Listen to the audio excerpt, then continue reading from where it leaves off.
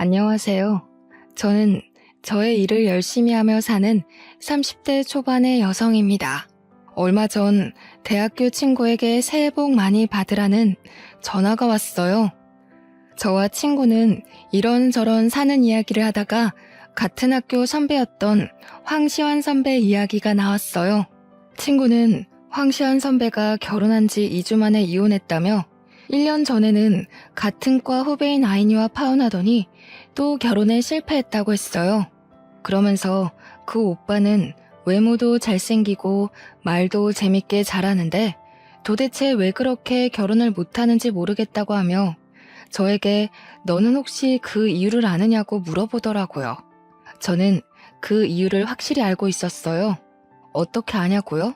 사실 저는 황시한 선배와 2년 전에 결혼을 약속했다가 파혼을 했거든요.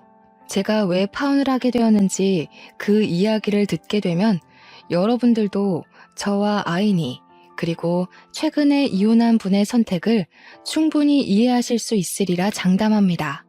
저의 예비 남편이었던 황시한 선배는 과에서 잘생기고 매너도 좋은 인기남이었어요. 저는 그런 예비 남편에게 한눈에 반했고 우리는 연애를 시작했어요. 이렇게 학교 다닐 때 시작한 연애는 졸업하고도 계속 이어졌고 무려 8년이나 사귀게 되었어요. 어느덧 저는 28살, 예비 남편은 32살이 되어 결혼을 생각해야 하는 나이가 되었죠. 우리는 서로 너무 사랑했던 터라 당연히 결혼을 생각해서 각자의 집에 정식으로 인사드리러 가기로 약속했어요. 먼저 제가 예비 남편의 집에 인사를 드리러 갔어요. 처음 뵙는 자리인 만큼 예쁘게 차려입고 예비 남편의 집 앞까지 갔어요. 예비 남편이 자신의 집 앞에서 저를 기다리고 있더라고요. 제가 예비 남편에게 너무 떨린다고 하니 걱정하지 말라고 어른들이 다들 좋아하실 것이라고 하며 다독여줬어요. 떨리는 마음을 부여잡고 예비 남편의 손을 잡고 집에 들어가니 남자 어른 두 분이 계시는 것이 아니겠어요? 예비 남편은 오른쪽은 아버지, 왼쪽은 고모부라고 하며 인사하라고 하더라고요. 저는 인사를 드린 뒤 설마 나온다고 고모부도 오신 거냐고 물으니 그게 아니라 오늘이 제삿날이래요. 저에게 제삿날이라는 말 한마디도 없이 인사하는 날짜를 잡은 것이 황당했어요. 하지만 어른들이 계시는데 그 자리를 박차고 나갈 수도 없는 노릇이라 일단 들어갔어요. 들어가니 고모부가 우리 장손이 드디어 여자를 데려왔다고 반겨주시더라고요. 인사를 드린 후 거실에 앉아있는데 큰 방에서 할머니께서 나오셨어요. 예비 남편은 같이 사시는 친할머니라고 말하더군요. 저의 예비 남편은 장손이자 귀한 외동아들이고 친할머니, 저에게는 시할머니를 모시고 살고 있었어요. 제가 예비 남편에게 어머니는 어디 계시느냐고 물으니 부엌에 계신다고 했어요. 인사를 드리러 예비 남편을 따라 부엌에 가니 제사상에 올릴 음식들이 식탁에 올려져 있었고 예비 시어머니는 제기들을 마른 수건으로 닦고 계시느라 정신이 하나도 없어 보이셨어요. 저는 처음 보는 제기들이 신기했어요.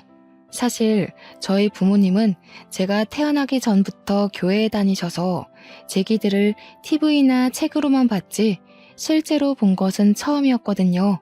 어머니는 이리저리 두리번거리는 저를 보며 미소를 지으시더니 다가와 네가 현정이냐며 시완이에게 이야기 많이 들었다고 하시며 반가워하셨어요.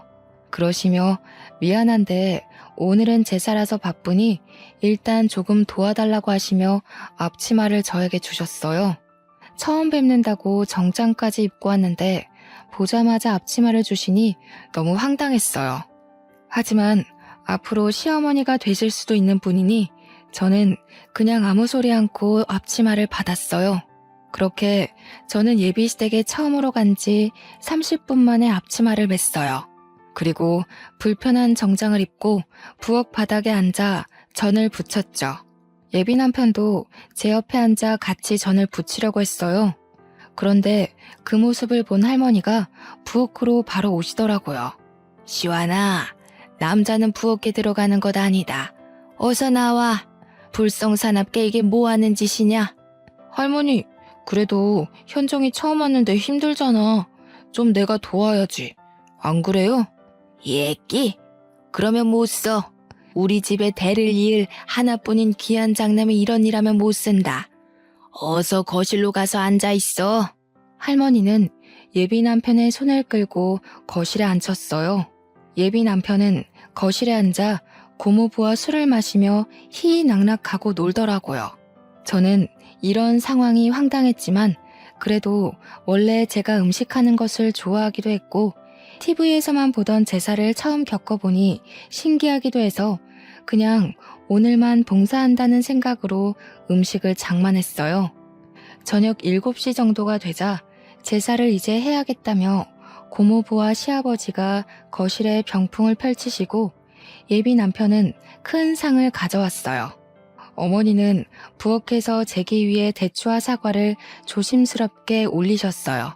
그러면서 저에게 들고 거실로 가서 제사상 위에 올리라고 하셨어요. 저는 어머니께서 주신 쟁반을 그대로 들고 가서 밥상에 반찬 올리듯이 아무 곳에나 음식을 두었어요.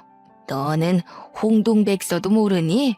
대추는 왼쪽에, 사과는 오른쪽에 두어야 할 것이 아니니?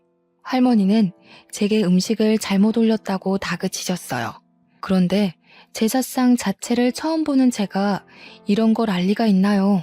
저는 그저 이 상황들이 당황스러워 얼굴이 빨개져서 눈만 깜빡거리고 있었어요. 할머니, 그거는 아직 저도 헷갈려요.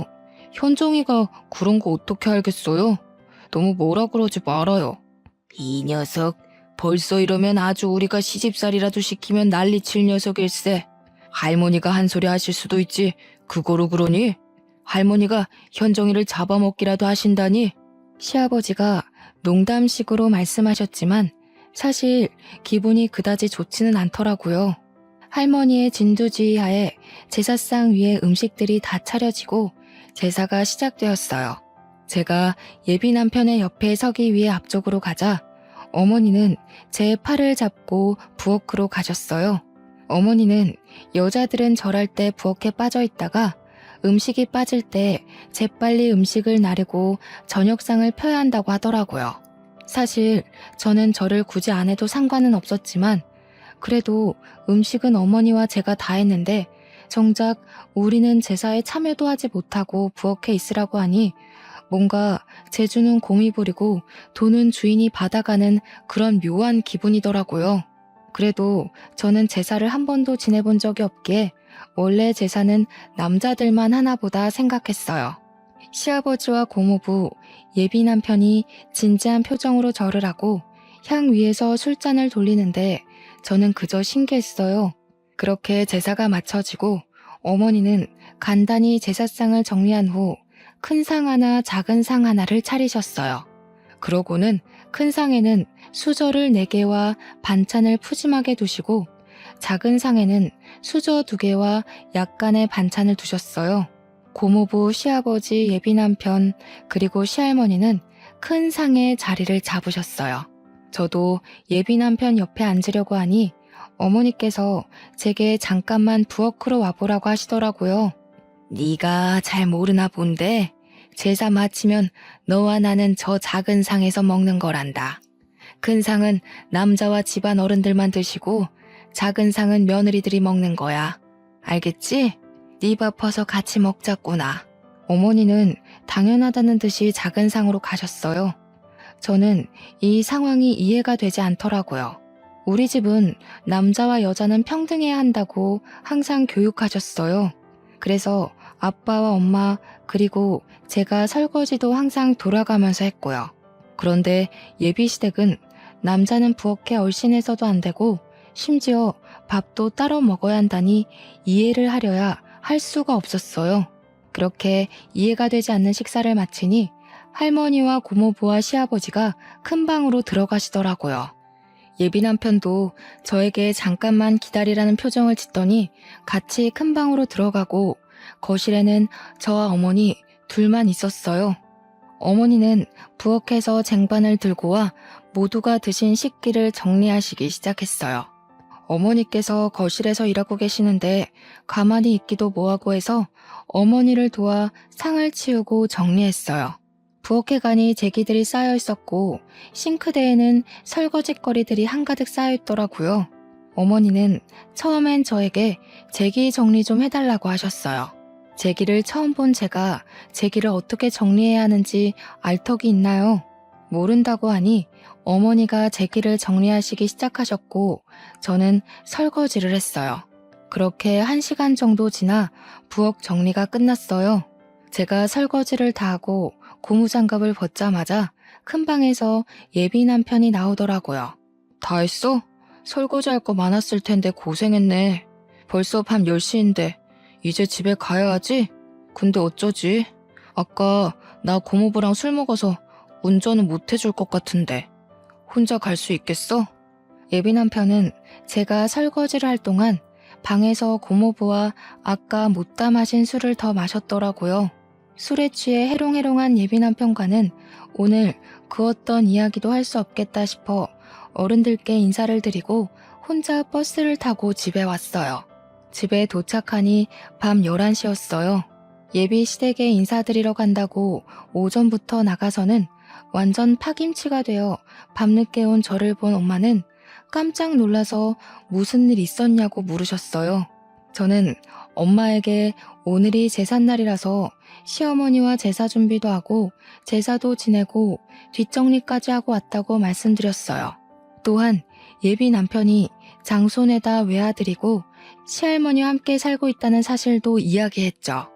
엄마는 제삿날에 인사하러 오라고 말한 것도 기가 막힐 노릇인데 남의 집 귀한 딸을 제사 준비까지 시키고 뒷정리까지 시키냐며 화를 내셨어요. 당장 예비 남편에게 전화해서 따진다는 것을 예비 남편이 지금 술 먹어서 말해도 소용없다고 하며 겨우 말렸네요. 엄마는 한창 화를 내시다가 저와 예비 남편이 결혼하는 것은 진지하게 다시 생각을 해봐야겠다고 하시고는 주무시러 들어가셨어요. 엄마는 화를 많이 내셨지만 저는 그래도 예비 남편이 좋았어요. 제사라는 문화가 그다지 싫지만은 않았고 무엇보다 예비 남편을 너무 사랑했거든요. 예비 남편도 제게 너무 잘해주었고요. 그래서 그 뒤로도 저희는 잘 만났지만 엄마는 그날 이후 우리의 만남을 탐탁지 않게 생각하셨어요. 그리고 2주 정도가 흘렀어요. 예비 남편은 어른들이 다시 저를 집으로 초대했다고 토요일에 함께 가자고 하더라고요. 저는 저번에 인사드리러 갔을 때 제삿날이라 많은 이야기를 나누지 못해서 다시 초대하셨다고 생각하며 그날 당연히 가겠다고 했어요. 약속한 토요일 오전, 이번에도 깔끔하게 정장을 입고 예비 남편 집 앞으로 갔어요. 문을 열고 들어가니 현관에 신발이 가득 있었어요. 집 안에는 어른도 있고 아이들도 있었는데 어른들만 해도 20분 정도가 있으시더라고요. 저는 현관에서 신발도 벗지 못한 채 이게 무슨 일인가 싶어 어리둥절하게 서 있었어요. 예비 남편은 가만히 있는 제 손을 잡고 들어갔어요. 그러더니 당숙 할아버지, 작은 할아버지, 남원 작은 아버지, 천안 작은 아버지 등 그 자리에 계시는 모든 분에게 각각 인사시켰어요. 일단 인사를 하긴 했는데 워낙 많이 계시다 보니 나중에는 이분이 저분 같고 저분이 이분 같더라고요. 인사를 할 때마다 다들 저에게 맏며느리감이라고 하시며 앞으로 하나뿐인 장손 시완이와 결혼해서 자주 보자고 반기셨어요. 한창 정신없이 인사를 하는데 부엌에 계시던 어머니께서 나오시더니 잘 왔다고 반겨주셨어요. 그러고는 오늘은 증조 할아버지의 제삿날이라고 하시며 제게 앞치마를 주시더라고요. 그때 그 앞치마를 보자마자 뒤도 돌아보지 않고 나갔어야 했는데 저는 또 바보같이 그 앞치마를 건네받았네요. 그렇게 저는 또 불편한 정장을 입고 앞치마를 입고 부엌 바닥에 앉아 육전부터 시작해서 파전, 산적, 동태전, 가오리전 등 제가 평소에는 잘 먹지도 않는 전을 잔뜩 만들었어요. 그날은 친척들이 많이 오셔서 그런지 처음으로 이 집에 왔던 이전 제삿날보다 훨씬 더 많이 음식 장만을 했어요. 제가 그렇게 허리도 제대로 펴지 못하고 음식을 할 동안 예비 남편은 조카들과 놀고 게임을 하며 아주 즐거워하더라고요. 저는 분명히 인사를 드리러 왔는데 또 이 집 제사 음식을 장만하고 있으니 화가 나더라고요.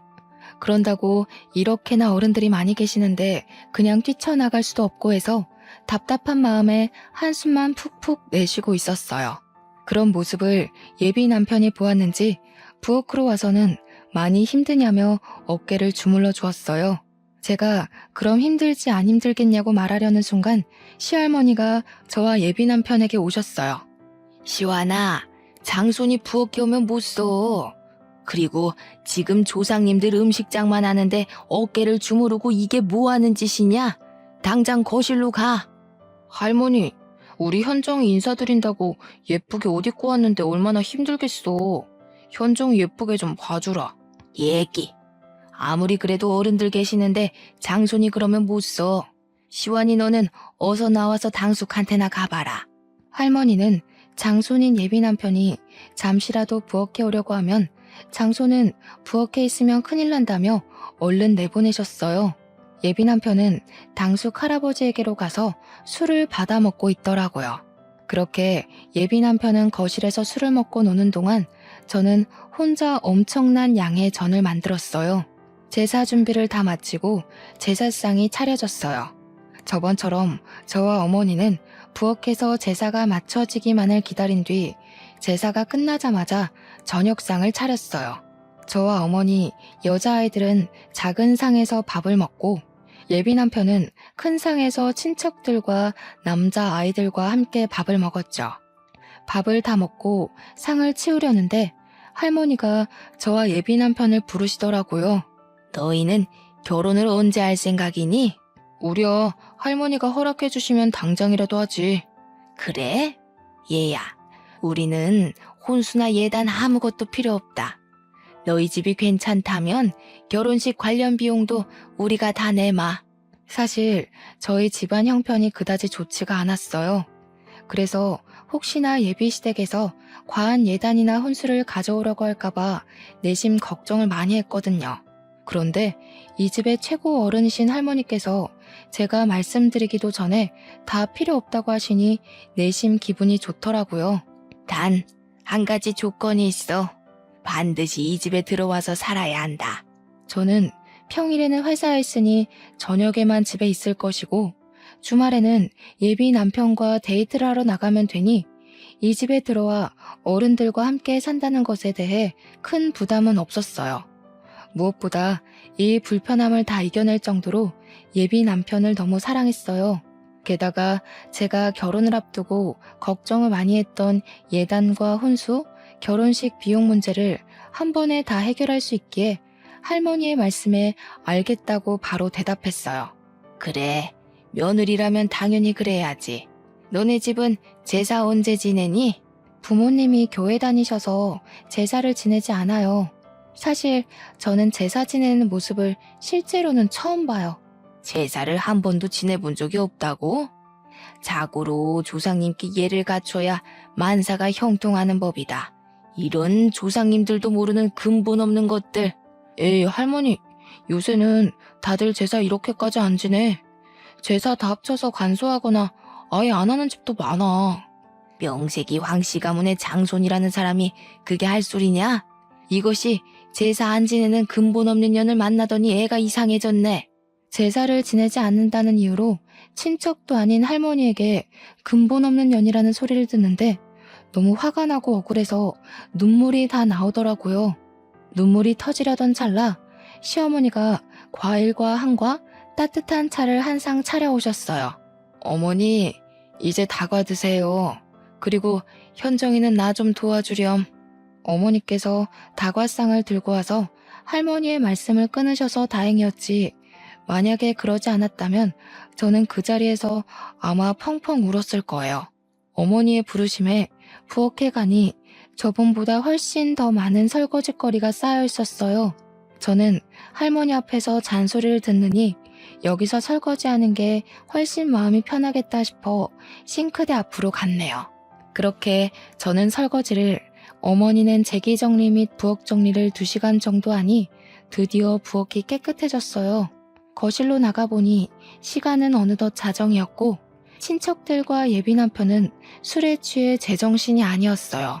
저는 집에 가야겠는데 시간이 너무 늦어 택시를 타고 갈 생각으로 예비 남편에게 여기 집 주소 좀 알려달라고 했어요. 그런데 술에 취해서 집 주소도 말하지 못하고 헛소리만 해대는 것이 아니겠어요. 그러는 모습을 보신 친척들과 어머니도 오늘 너무 늦었고 여자 혼자 이 시간에 택시 타는 것도 위험하니 그냥 하룻밤 자고 가라고 하시더라고요. 저는 어쩔 수 없이 엄마에게 오늘 집에 못 간다고 전화하고 예비시댁에서 원치 않는 하룻밤을 자게 되었어요. 어머니는 부엌 옆에 쪽방이 하나 있다며 그곳에서 자라고 이부자리를 펴주셨어요. 그리고 어머니께서 집에서 입으시는 편한 옷을 하나 주시며 옷 갈아입고 푹 자라고 하시고는 나가셨어요. 혼자 방에서 편한 옷으로 갈아입고 누워있는데 거실은 시끄럽고 장소는 세상 불편한 예비시댁이다 보니 잠이 쉽게 들지 않더라고요. 결국 저는 모든 친척이 다 술을 마시고 코 고는 소리가 들릴 때까지 뒤척이다가 겨우 잠이 들었어요. 이제 잠이 들었다 싶었는데 어머니가 제가 자고 있던 방에 들어오셨어요. 잠깐 나와 보라고 하시더라고요. 나와서 시계를 보니 새벽 5시였어요. 얘야, 우리 집은 며느리들이 새벽 5시에 일어나 음식을 준비하고 새벽 6시에 다들 밥을 먹는단다. 어지간하면 나 혼자 하겠는데 어제 무리를 했는지 몸이 안 좋아서 말이야. 미안한데 음식 준비 좀 도와주지 않으련? 어머니는 제게 부탁을 하면서도 계속 국을 끓이고 나물 반찬을 하느라 정신이 없으셨어요. 이미 저도 잠이 다 깼고 그 자리에 혼자 멀뚱히 서 있기도 다시 방에 들어가기도 좀 그러니 저도 어머니를 도와서 음식을 준비했어요. 우리 집은 아침, 점심, 저녁 모두 반찬이 최소 7개는 있어야 해. 황씨 가문이 큰 양반가라서 조상님들 때부터 그렇게 먹었다고 하더구나. 그리고 한번 사용한 음식을 다시 사용해서는 안 돼서 매일 끼니마다 조금씩 새로 해서 먹는단다. 끼니마다 새로운 반찬을 최소 7개는 만들어야 한다고요? 그래. 처음에는 나도 이거를 어떻게 해야 하나 했는데 하다 보니 반찬 7개는 금세 뚝딱 가게 되더라고. 너는 내가 봤을 때 손이 야무지니 나보다 더 잘할 거야. 어머니는 이미 저를 며느리로 생각하셨는지 제게 음식에 대해서 하나하나 알려주셨어요. 저는 일단 말씀을 하시니 듣기는 듣는데 슬슬 제가 이 집에 들어와 사는 것이 걱정되더라고요. 사실 전 아침잠이 정말 많아요. 회사도 7시에 겨우 눈을 뜨고 나가는데 새벽 5시에 일어난다는 것은 상상도 할 수 없었어요.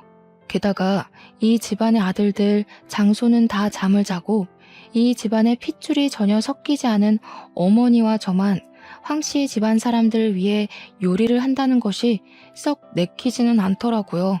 어머니께는 죄송하지만 어머니와 저의 모습이 황씨 집안을 위해 일하는 노비처럼 보였어요.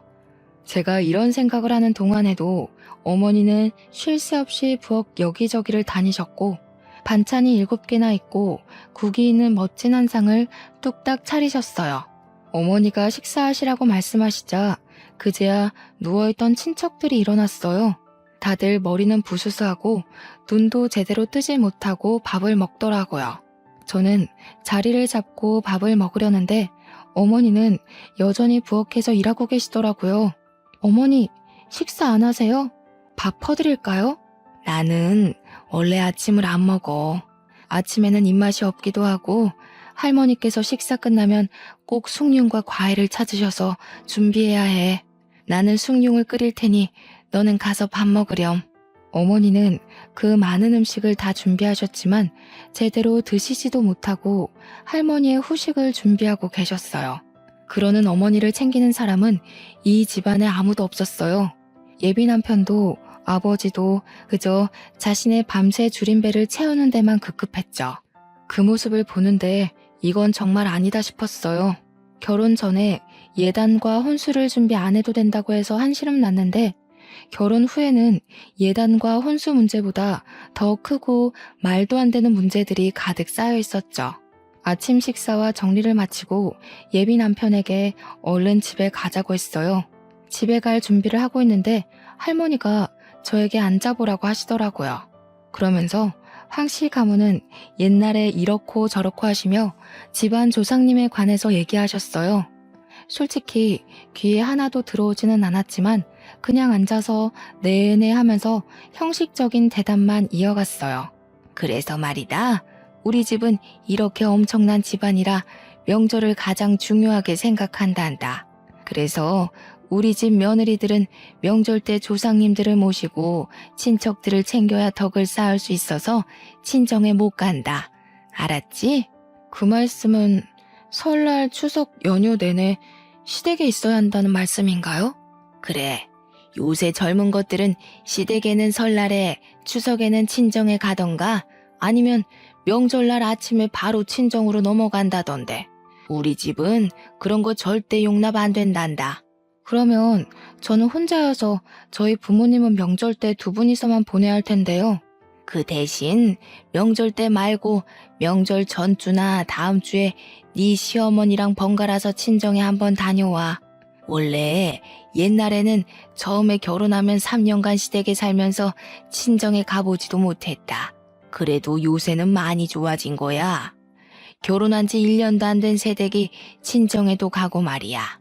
저는 저를 이만큼 키워주신 것은 친정 부모님인데 그런 부모님께 명절 때 찾아가 보지도 못한다는 것이 전혀 이해가 되지 않았어요. 정말 이건 너무 아니다 싶었죠. 더 어이없는 건 예비 남편이었어요. 예비 남편은 할머니의 말에 고개만 끄덕이더라고요. 너는 이제 출가 외인이다. 결혼하면 이 시댁에 뼈를 묻고 살아야 해. 이제 친정은 잊고 여기 시댁의 조상님께 충실하게 효를 행하며 살아야 한다. 그동안 저를 키워주신 친정은 잊고 얼굴도 이름도 모르는 어쩌면 예비 남편 아니었으면 남남이었을 시댁의 조상님께 효를 행하며 살아야 한다니 정말 어이가 없더라고요. 그 뒤로도 할머니는 한참 동안 조상님과 며느리의 도리에 대해 설교를 하셨어요. 할머니, 이제 우리 일이 있어서 나가봐야 해. 우리 장손 오늘 일이 있었어? 그래, 어서 가봐. 너도 같이 가려무나. 참, 우리가 다음 달에도 제사가 있단다. 날짜는 장손에게 듣고 그때도 꼭 와야 한다. 할머니께서는 저에게 다음 달에도 제사가 있으니 반드시 참석하라는 말을 하시며 잘 가라고 하셨어요. 예비 남편의 차에 타서 곰곰이 생각해보니 이 모든 상황이 너무 어이없더라고요. 저는 분명히 결혼 전 인사를 드리러 왔는데 인사는커녕 제사 음식 장만하고 부엌에서 일하고 아침상 차리고 다음날 예비 시댁에서 나온다는 것이 말이나 되는 상황인가요? 우리 할머니가 좀 말이 많으시거든. 그래서 할머니 말이 더 길어질까봐 내가 적당히 둘러대고 잘랐어. 그래. 그런데 인사 와서 제사 지내고 온다는 것이 좀 그러네. 왜? 힘들어서 그래? 이거 한 번 가지고 그러면 어떡해. 우리 집은 1년에 제사가 12번, 명절 2번 해서 1년에 총 14번 제사를 지내야 하는데 앞으로 어쩌려고 그래. 이제 제사 문화에 적응해봐. 1년에 14번이나 이런 제사를 지낸다고? 응. 그래도 네가 제사를 2번이나 와서 어른들한테 잘 보여서 그런지 친척들이 다들 너무 좋은 며느리감이라고 칭찬하시더라. 며느리감? 응. 최고의 며느리감이래. 할머니와 친척들 모두 너를 며느리로 생각하시는 거지. 우리 집 며느리 테스트 합격한 거 축하해. 어? 며느리 테스트? 응. 며느리 테스트. 내가 이 집안의 외동아들에다 장손이라 아무 여자와 결혼 못 시킨다고 내가 여자를 데리고 오면 테스트를 한다고 하셨거든. 그래서 제삿날에 인사하러 오라고 해서 어떻게 행동을 하는지 우리 친척들과 잘 어울리는지 테스트를 한 거야. 그럼 나 통과했으니 기뻐해야 하는 거야? 그럼 현정이 너는 우리 집 며느리 테스트에 처음으로 합격한 거야. 예비 남편은 신나서 이야기하는데 저는 듣고 있자니 너무 어이도 없고 황당하더라고요. 무슨 조선시대에 세자가 결혼할 때 양반집 교수들 여럿 모아놓고 삼간택 치르면서 세자빈 뽑는 것도 아니고 남녀 평등을 외치는 이 21세기에 며느리 테스트라뇨. 아, 그리고 사극에서 보면 조선시대 때 세자빈 간택에 통과하면 별궁으로 들어가서 결혼 전까지 왕실 교육을 받잖아. 그것처럼 우리 집도 옛날부터 며느리가 될 사람에게 결혼 전에 우리 집으로 오게 해서 교육을 받게 했어. 그니까 다음 달에 제사도 꼭 참석해서 와서 어른들 모시는 것도 배우고 해야 해. 너는 제사를 한 번도 지내보지 않아서 더 많이 배워야 할 수도 있겠다. 다음 달 제사가 일요일이니까 금요일부터 우리 집에 와서 금, 토, 일 같이 생활하면서 할머니, 어머니한테 배워. 할머니도 예비 남편도 뼈대가 굵은 양반 가문의 집안이라서 며느리들은 교육을 받아야 한다며 제사 음식 장만을 도우라는데 빨리 이 집 며느리 자리에서 도망가야겠다는 생각뿐이었어요. 바로 헤어지자고 말하고 싶었지만 8년간 사귀었던 정도 있었고 전날 잠을 거의 못 자서 너무 피곤해서 일단 바로 집으로 갔어요. 집에 오니 엄마는 저번에는 시댁에 인사드리러 간다 해놓고서는 11시에 파김치가 돼서 오더니 오늘은 아예 그 집에서 잠을 자고 왔냐고 뭐라고 하시더라고요. 저는 이 결혼하지 않겠다면서 어제 제사 지낸 이야기부터 아침에 할머니께 들었던 이야기까지 모두 다 하나도 빠짐없이 말씀드렸어요. 부모님은 이게 무슨 경우냐며 지금도 이러는데 결혼하고 정식으로 그 집 며느리 되면 혼수와 예단을 하지 않았다는 핑계로 시집살이 호되게 시킬 것 같다고 하셨어요. 특히 엄마는 절대 이 결혼 못 시킨다고 결사 반대를 하셨어요. 그리고 아빠는 저의 이야기를 다 듣고는 혼자 곰곰이 생각하시더니 예비 남편에게 똑같이 복수해야겠다며 다음 주 일요일에 집으로 초대하라고 하셨어요. 저는 아빠에게 어떻게 하실 것이냐고 물었지만 아빠는 아무래도 계획을 말씀해 주시지 않았어요.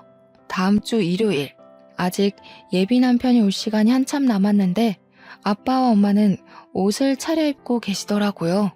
그러면서 오늘 교회 갈 건데 너와 시완이도 같이 가야 하니 옷 입고 준비하라고 하시더라고요. 사실 그동안 부모님은 일요일마다 교회에 가시긴 하지만 지금까지 한 번도 제게 같이 교회 가자는 소리를 안 하셨어요. 교회는 부모나 다른 누군가가 강요로 해서 다니는 것이 아니라며 나중에 제가 다 크고 마음에서 교회에 가고 싶은 마음이 생겼을 때 그때 다니라고 하셨죠. 물론 그런 마음이 생기지 않는다면 평생 다니지 않아도 된다고 하셨어요. 그러던 부모님이 갑자기 교회에 가자고 하니 의아하긴 했지만 그냥 부모님이 다니시는 교회를 우리에게 소개해 주시려고 그러는가 보다 싶어 저도 갈 준비를 했어요. 제가 외출 준비를 하는데 예비 남편이 집 앞에 와 있다고 전화를 하더라고요. 그래서 부모님께 말씀을 드리니 부모님은 그럼 지금 교회에 가자고 하셨어요. 예비 남편은 집에 인사를 드리러 왔는데 갑자기 부모님이 교회에 가자고 하시며 차에 태우시니 당황하더라고요. 저 근데 현정이가 교회에 다니는 줄 몰랐네요. 부모님은 다니셔도 현정이는 다니지 않는 줄 알았는데. 현정이는 안 다니고 우리만 다녀요. 현정이도 오늘 처음 가는 거요. 예비 남편은 계속 이해가 안 된다는 표정을 지었고 저 역시 아빠가 왜 이러시는지 몰라 가만히 있었어요. 저와 예비 남편은 그렇게 부모님을 따라 1시간 반 동안 같이 예배를 보고 교회 사람들과 같이 밥도 먹었어요.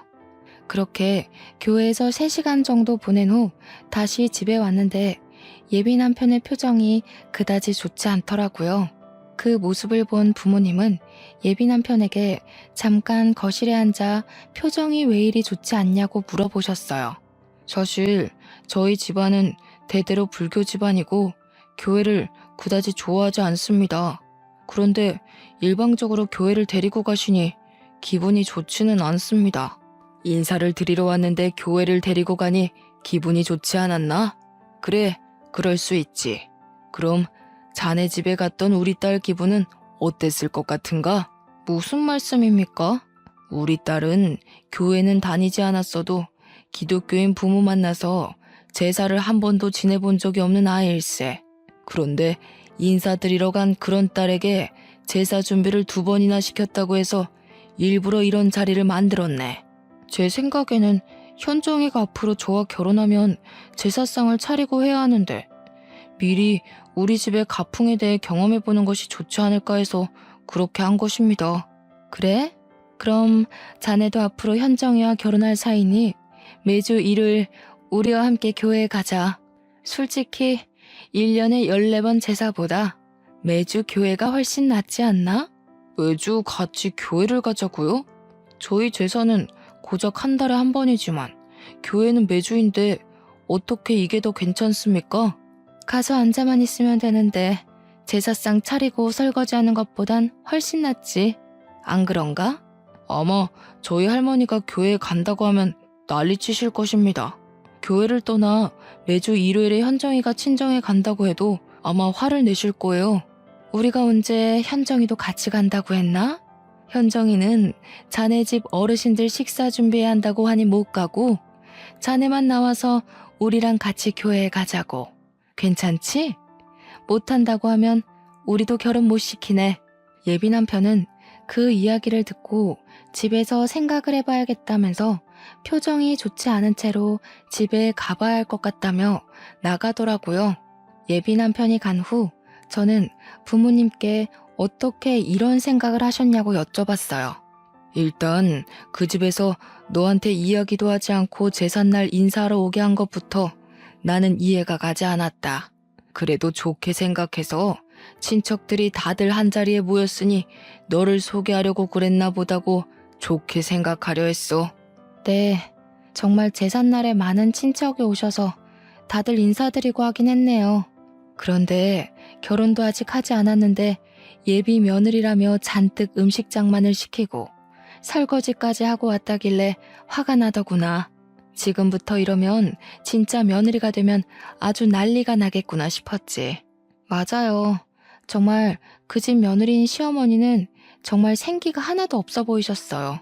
정말 죄송하지만 황씨 집안을 위해서 일하는 노비 같았어요. 그 정도였니?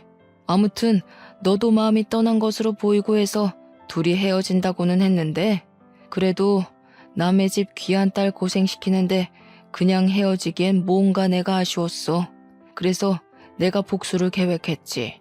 그런데 우리 집은 제사를 지내지 않으니까 제사날 오라고 할 수도 없으니 대신 교회로 바로 데려가신 거예요? 그렇지. 솔직히 네가 그 집에서 2번이나 제사상 차리고 뒷정리하고 온 거에 비하면 너무 소소한 복수이지만 그래도 그 비슷한 상황을 조금이라도 느껴봐야 하지 않겠니? 그래야 정신 좀 차리지. 저는 부모님의 아이디어에 감탄했어요. 그렇게 한창 부모님과 신나서 대화하는데 예비 남편 번호로 전화가 오더라고요. 저는 이제 집에 도착했다고 전화를 한 줄 알고 받았는데 할머니셨어요. 너는 우리 집이 교회를 얼마나 싫어하는데 감히 우리 황씨 가문의 귀한 장손을 교회에 데리고 가니? 부정타게 말이야. 너네 부모는 생각이 있는 거니 없는 거니? 제가 전화를 받자마자 할머니가 소리를 고래고래 지르시며 혼내시는데 그 소리가 어찌나 큰지 정말 귀가 떨어져 나갈 것 같았어요. 제가 너무 놀라기도 하고 당황해서 가만히 있자 엄마는 제 핸드폰을 빼앗아 가셨어요. 안녕하세요. 저 현정이 엄마입니다. 보고 있자니 화가 나서 그랬습니다. 그럼 제사를 지내본 적도 없는 저희 딸이 거기에서 밤 늦게까지 제사 준비하고 치우고 한 것은 해도 되는 일입니까? 그야, 이제 현정이가 우리 집 며느리가 될 아이니 내가 교육했던 것이오. 이제 우리 황씨 가문의 며느리가 될 건데 그 전에 미리 우리 가문의 풍습을 익히는 것이 잘못된 거요? 가문의 풍습을 익히는 것이 얼굴도 모르는 조상 제사상 차리고 설거지하고 친척들 뒤치다꺼리하는 거예요. 그리고 며느리는 무슨 사람도 아닙니까? 그동안 키워준 친정을 잊고 명절 때는 가지도 말라니. 그게 무슨 말도 안 되는 경우입니까? 그야 우리 집이 양반 집안이라 항상 내려왔던 풍습이니까 그런 것이오. 그건 그렇고 주마다 우리 장손 교회에 오라는 건 또 뭔데? 이래서 예수쟁이들이랑은 말이 안 통해 말이. 무조건 제사는 안 된다. 교회만 나오라고. 이보세요. 저 사실 교회에 다니면서 현정이한테도 교회 다니자는 이야기 한 번도 안 했어요. 그런데 그 집에서 자꾸 결혼도 하기 전에 제사에 와서 준비하라니까 저도 화가 나서 그쪽 손주도 똑같이 당해보라고 일부러 그런 자리 만든 겁니다. 아주 말도 안 되는 소리를 짓거리네. 이래서 제사를 안 지내는 것들은 근본이 없어 근본이. 사람이면 자기 조상을 알아야지. 조상도 모르면서 무슨 하느님 예수님을 찾고 앉아있어? 그럼 그 집 며느리들은 자기 집 조상을 찾아야지 왜 애먼 황씨 집안 조상을 위해 일한답니까? 자기 조상도 모르니 그런 소리가 나오지. 이래서 교회 다니는 사람들은 사람 취급도 해서는 안 된다니까. 그래서 당신의 딸이 우리 집 제사 못 지내게 하겠다는 것이요? 그럼 우리도 결혼 못 시키니 그런 줄 알아. 네, 저희도 그쪽 아들 주마다 교회 안 오면 저의 귀한 딸 그쪽에 보낼 생각 없습니다. 경제적으로 힘들어 보여서 예단이고 혼수고 다 포기하고 몸만 와서 이 집에서 살라고 했구먼. 내 나름 당신네 생각해서 이렇게 하는데 아주 복을 걷어차네 걷어차. 할머니는 엄마에게 할 말 못한 말 다 하시고 전화를 끊으셨어요. 부모님은 화가 잔뜩 나서 다시는 예비 남편을 만날 생각도 하지 말라고 하셨어요. 다음날 저는 예비 남편에게 전화했어요. 어제 우리 집에 이런 일이 있었고 나도 그 집에서 며느리 노릇할 자신이 없어서 우리 이제 그만해야 할 것 같다고 말하려고 했죠. 솔직히 미워서 전화도 하고 싶지 않았지만 그래도 8년이라는 긴 시간을 사귀었고 결혼까지 약속했으니 확실히 끝내고 싶었거든요. 그런데 전화를 받지 않더라고요. 카톡도 보지 않고요. 그날뿐 아니라 다음 날이 되어도 한 달이 되어도 예비 남편은 아무 연락이 없었어요. 이렇게 저는 8년 동안 사귀고 결혼까지 약속했던 예비 남편과 파혼을 했어요. 아니지, 확실히 그만하자고 끝맺음을 한 건 아니었으니 잠수 파혼을 당했다고 표현하는 편이 더 맞겠네요. 10년이면 강산도 변한다는데 8년이면 절대 짧은 시간은 아니잖아요. 저는 8년간 예비 남편이 진짜 저의 남편이라고 생각하고 최선을 다했어요. 그런데 마지막 인사도 하지 못한 채 제가 사랑을 쏟아부은 그 시간이 순식간에 물거품이 되었어요. 그래도 끝맺음을 확실히 못해서인지 헤어지고도 한동안은 미련이 계속 남더라고요. 그래서 1년가량은 예비 남편을 그리워하기도 하고 원망도 하며 그렇게 눈물 속에서 시간을 보냈었네요. 그렇게 1년이 지나자 저도 어느 정도 마음의 정리가 되더라고요. 새로운 남자도 만나보라는 엄마의 말에 선짜리도 나가고 소개팅도 나가긴 했어요. 그런데 나이가 나인지라 만날 때마다 자연스럽게 결혼 이야기가 나왔고 상대분과 이야기를 하다 보면 경제적으로 넉넉하지 않은 내가 결혼을 할 수 있을까 하는 걱정이 먼저 들었어요. 그때마다 예비 시할머니께서 하신 말씀대로 그냥 그 집에 들어가서 모든 것을 견디고 참고 살 걸 그랬나 하는 생각도 들더라고요. 그런데 그 집에서 정말 영혼 없이 모든 것을 체념한 표정으로 일을 하시던 어머니의 표정이 생각났어요. 그게 저의 미래의 모습이라는 생각을 하니 이건 인생을 망하는 길이겠구나 싶더라고요.